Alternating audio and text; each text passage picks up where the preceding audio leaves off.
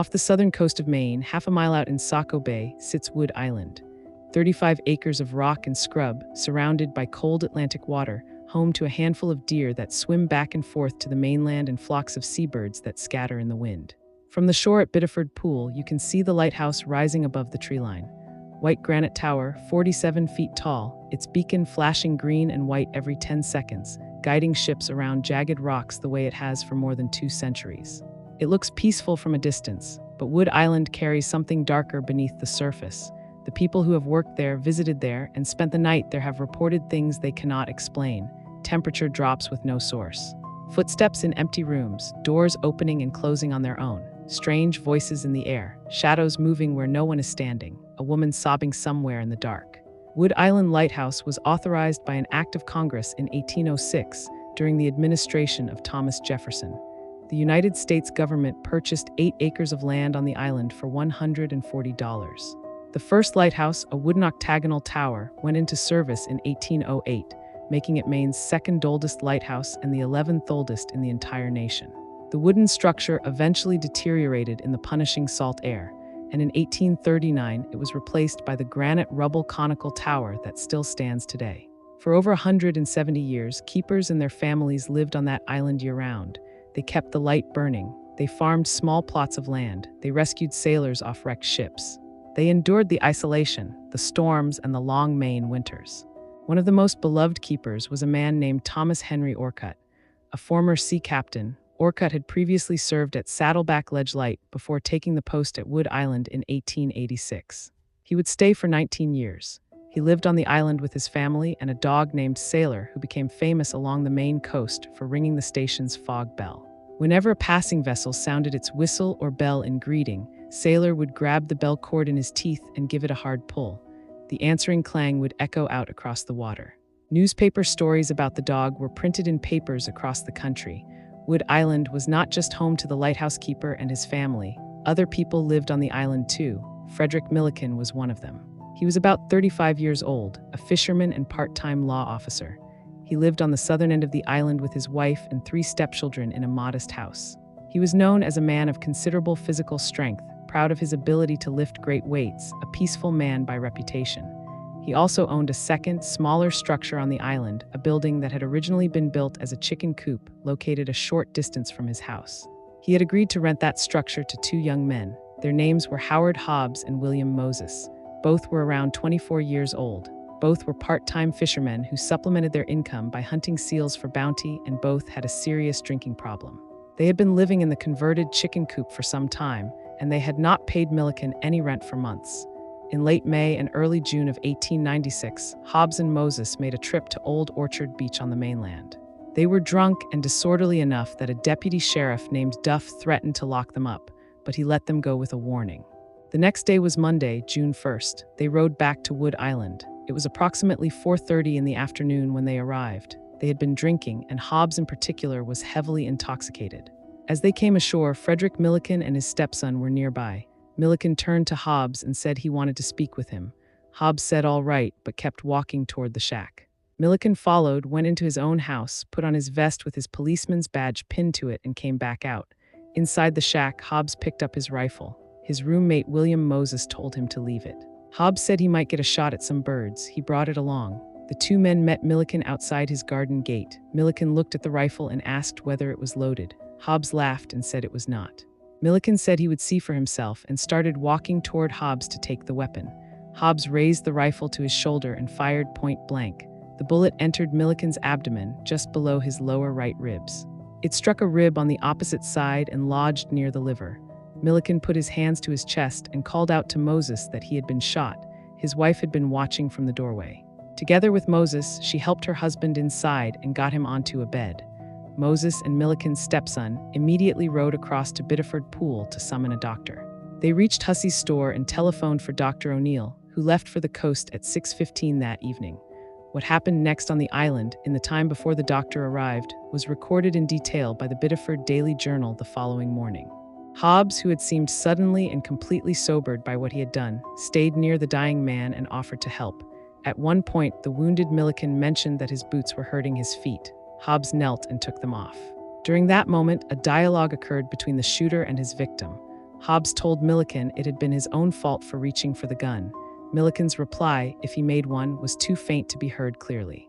Hobbs picked the rifle back up. Mrs. Milliken pleaded with him to put it down, then tried to take it herself. Hobbs refused and threatened her. From the bed, the dying Milliken raised himself and told Hobbs not to hurt her. Hobbs said he had no intention of hurting her, but would not surrender the gun. Mrs. Milliken then asked Hobbs to go to the lighthouse and tell Keeper Orcutt what had happened. Hobbs left with the rifle over his shoulder. He found Orcutt at home and told him what had occurred. Orcutt went to the Milliken house immediately. He arrived in time to witness Frederick Milliken die. 45 minutes had passed since the shot. When Hobbs returned and learned that Milliken was dead, he asked Mrs. Milliken if she knew what he was going to do. She said she did not. Hobbs told her he was going home and was going to put a bullet through his own right temple. Then he left and did exactly that. The Milliken children heard another shot a short time later. No one went to investigate. When William Moses rode back from the mainland, he went to the shack and climbed the steep ladder to the loft. He found Howard Hobbs dead, his head in a pool of blood from a wound at his right temple. The rifle was lying on the quilt beside him, its muzzle only a few inches from his head. The bullet had gone completely through his skull and lodged in a rafter above. On the small table nearby were two notes. One said goodbye to Moses. The other, sealed, was addressed to a young woman in Biddeford whom Hobbs had apparently been courting. Dr. O'Neill arrived at Biddeford Pool just before 7 o'clock and was rowed out to the island. Halfway across, a boat met him with the news that the situation had changed. There was no longer just one dead man, there were two. The coroner visited the island and determined there was no need for an inquest. Both bodies were released to undertakers. The Biddeford Daily Journal's headline that day said simply, "Shot another than himself." Keeper Thomas Henry Orcutt served out the remainder of his tenure at Wood Island, staying until 1905. He and his dog Sailor both died that year. Sailor went first, passing away in the keeper's arms, and Orcutt followed a short time after.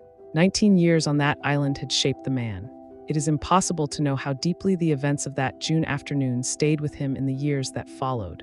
The keeper who took over from Orcutt in 1905 was a man named Charles A. Burke.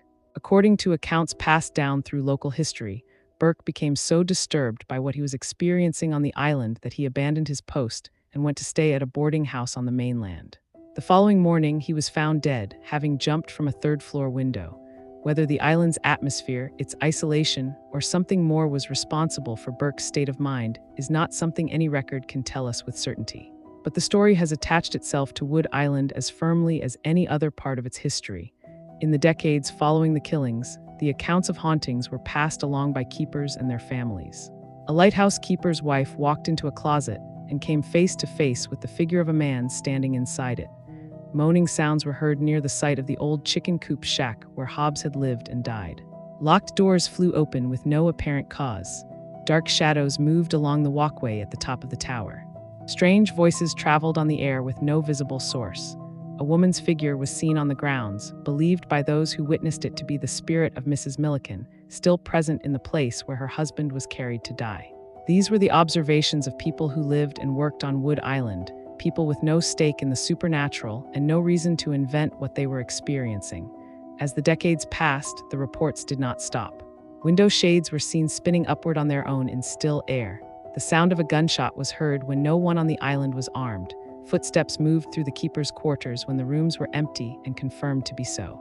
Objects left in one location were found in another with no explanation.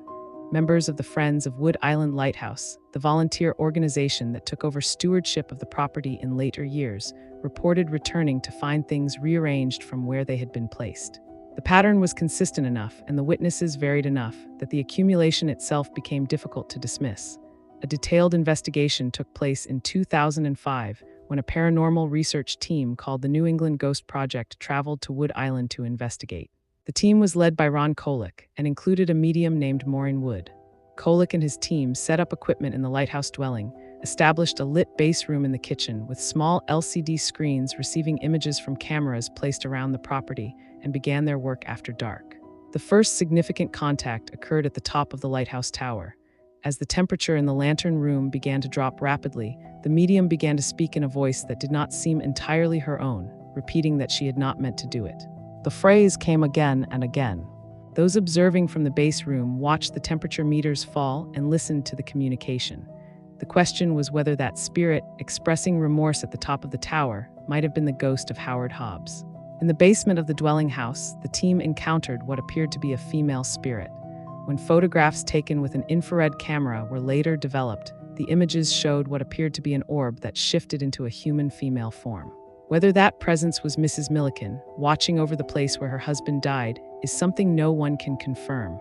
On the wooden boardwalk that connects the lighthouse to the boathouse, the medium encountered something that became physical. During a second investigation on a return visit in 2006, she described black shapes swooping toward her, and on one approach she was struck hard enough that she dropped to the ground and began crawling as though badly injured. Kolick pulled the investigation back each time, concerned for her safety. The medium also made contact with what appeared to be a much older presence. In the attic of the dwelling house, she channeled a spirit who said his name was Roger, claimed the year was 1762, and said his captain had deserted him and 9 shipmates on the island. 3 of them had survived until that point, he said. When Kolick suggested the abandoned sailors might have been pirates, the spirit objected sharply to the word. The temperature in the attic dropped dramatically as the contact intensified, and Maureen Wood's hand, gripped tightly in those of the journalists and guests who had joined the investigation, went cold. When Kolick commanded the spirit to leave, it refused. The medium's body convulsed. A faint blue-white smoke appeared in the room. When it was over, she said she had had enough for the night. Today, Wood Island Lighthouse is an active aid to navigation maintained by the United States Coast Guard. The beacon still flashes every 10 seconds, green and white, keeping ships clear of the ledges at the mouth of the Saco River. The lighthouse and the keeper's dwelling have been extensively restored by a volunteer organization called the Friends of Wood Island Lighthouse, and seasonal tours bring visitors to the island by water shuttle from Biddeford Pool during the summer months. People still report strange things, doors opening on their own, objects that have been moved from where they were left, the sound of footsteps when no one is present, a chill that arrives without a weather explanation. Shadows at the top of the tower, a woman's shape in the basement photographs, a voice repeating through more than a century of reported contact that it did not mean to do it. The lighthouse keeps flashing, the water keeps moving. And whatever remains from Howard Hobbs' drunken shootings continues to make itself known on those 35 acres, half a mile from the Maine coast. Subscribe to Paranormal Depths for the strangest and most compelling cases from around the world.